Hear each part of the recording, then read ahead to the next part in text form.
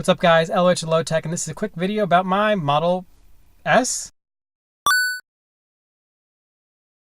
About 5 weeks ago, I took my Model 3 in for repairs because the air conditioning stopped working, which seemed to be not an uncommon issue, but most of the time it ended up being that the refrigerant was low, or it was like a software bug or something like that. And I brought in my Model 3. They put in more refrigerant thinking that that was the issue. They sent me back, and the next day I called them back saying it's not working anymore. Had to bring back in bring back the car in the next week, and that was 4 weeks ago. And as you can see, I'm in a Model S. So for the last 4 weeks, I have been driving around a $75,000 car instead of the some odd dollar car that I got. So it's been interesting since I have now almost owned this car longer than I had my Model 3. So I have a really interesting take that I've had 1 month with each car pretty much. And it's definitely been an experience. So with everything with Tesla service, part of the issue has been how long it takes to get parts. So way back 4 weeks ago now, today is the 4-week anniversary, that I brought the car in, they knew what the part is. It is the air conditioning piece. So it's the condenser for the air conditioning that has failed. And when they called me and said, hey, this is the problem, this is the part that we're having issue with, their exact words were, there are no parts available for this in the world. Which obviously in the world is kind of a big thing, since the Model 3 is only available in the US, and in some parts of Canada at least. This whole time I've been without my Model 3 has been due to them not currently making really any parts for the Model 3, because every part that they're making is going into the new ones, which makes sense, but sucks for people like me who missed out the entire summer, or half of the summer, not having their Model 3 because the parts weren't there. The parts didn't exist. They couldn't order them. It wasn't that we were waiting for them to be transferred or whatever. It wasn't until this week that I got a notification saying that, hey, the parts are coming. So hopefully this is the last week I have with my Model S. But it does give me a really unique experience. Probably the first thing with Tesla service is how long it took for me to get an appointment, just because, I mean, I'm in Seattle. It's not like the most Tesla heavy area, but it is a pretty big Tesla area. And there are two different service centers that I can go to, one in Bellevue and one in Seattle. And when I called in the first time, it took them about a week to get me in. And that was one, and then they fixed it temporarily and then sent me back. And then the next day when I called in, it took about another week to get me back into the Bellevue location. And they were the one that discovered that the condenser was bad. So it took me 2 weeks practically to get the car in for repairs. And then it's taken about a month since then for me to actually, well, for the repairs to actually be done. So 6 weeks not actually driving my car. And in that time I have had this Model S. I also had a different Model S originally, an older variation. This one is fairly recent. This is a 75D. I believe the other one was a 65, just a flat 65. And it's given me a really interesting opportunity to spend a lot of time with a car that's not mine. And I will say that if you have driven a 65, 70, something from the early generations, an 85, something like that, the new cars are much better than the old ones. So when I got my first Model S that they gave me, I was like, wow, I'm really glad that I did not get a Model S, because this is not that great, and everything felt odd, and there was no center console and all that stuff, which I know is something they fixed later, obviously.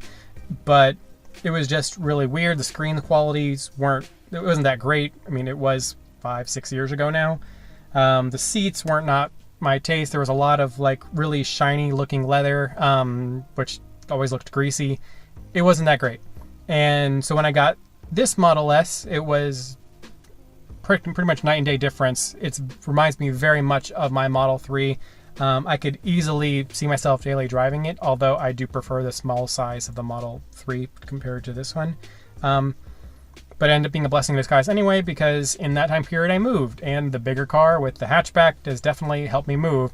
So instead of me telling you how my experience is moving with a Model 3, I can say I'm pretty glad I got to move with a Model S.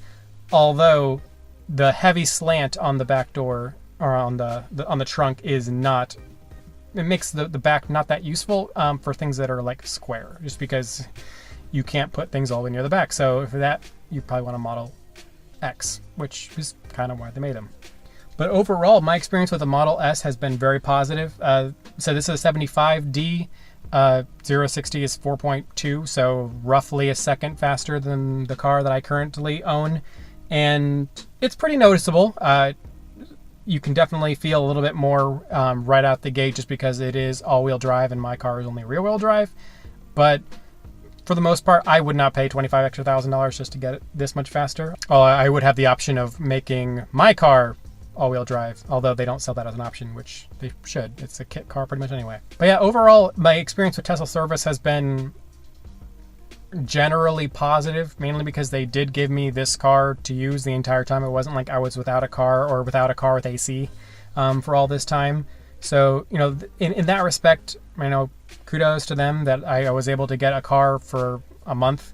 So I'm sure they have wasted more money on me having this car, and then my other car just sitting in a lot, pretty much, as I was waiting for parts. But the fact that it took 2 weeks to get my car in each time, and then it took them well over a month to get my car fixed, that's borderline unacceptable to me. It's kind of silly that they wouldn't have planned, at least partly, for this. I can understand, okay, yeah, it's going to take a week to get a part in. That's fine, obviously. But if they say, oh, sorry, the part doesn't exist yet, we don't have a part, we can't order a part, nobody has the part, so we'll see, no ETA, no nothing, that's just ridiculous, really. But in the end, I got to drive around a more expensive car for a month, so I can't really complain too much. Another thing that it has given me opportunity to see is how much battery phantom drain really takes out of the Model 3. So my Model 3 has been sitting in a lot for a month. And it has been warmer on some days, cooler on some days. So in the beginning, you know, I think it has the cabin temperature protection and all that stuff that might have affected a little bit. But I parked my car roughly with like 180 some odd miles when I dropped it off there a month ago, and I'm down to a whopping 29. So about 150 miles in a month, 5-6 miles a day. So in the grand scheme of things, that's probably not going to be too much of an issue. Most people aren't going to be gone away from their car for a month, or if they are, they're going to leave it charging, plugged in. But if you aren't, and you're going to be gone for, 45 days, either top the car up all the way. I normally charge about 70%, but top it up all the way, and that way you'll have battery when you get back, or, try to figure out some way to have it plugged in during that time. But for all that, I mean, it's not too much of an issue. I don't think anybody's really going to be away for a month at a time in that particular situation.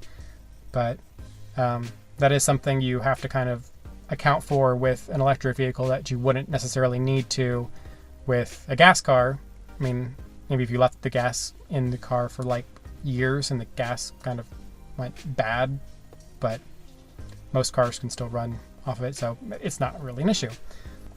But yeah, overall, comparing a Model S to a Model 3, having owned them now for both about a month and a half apiece, it's been pretty good. I actually do miss the landscape display. The vertical display is interesting, but I feel like some of the interface is not necessarily as updated. I'm sure with 9.0 comes out pretty soon, that might change, but I actually prefer the layout of the Model 3.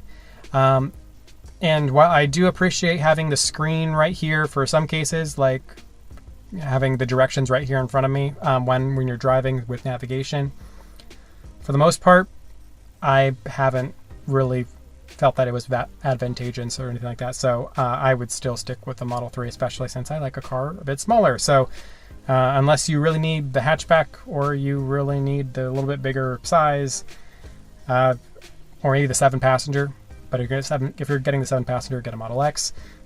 I would still stick with the Model 3 and then just get the all-wheel drive if you want it faster, or the performance mode or something like that.